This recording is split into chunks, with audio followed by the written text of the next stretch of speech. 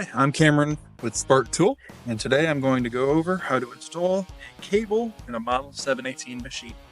So, I want to grab the machine by hand, loosen up the chuck up front.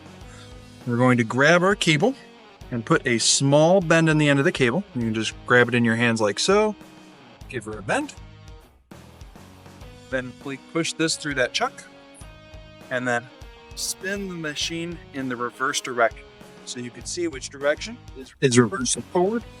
So we'll push this in the reverse direction. Just simply push the cable in at the same time. Then we'll grab that cable, pull it in the correct direction inside the drone. And then we simply push the cable the rest of the way inside. And that's how you install the cable in a Model 718 machine.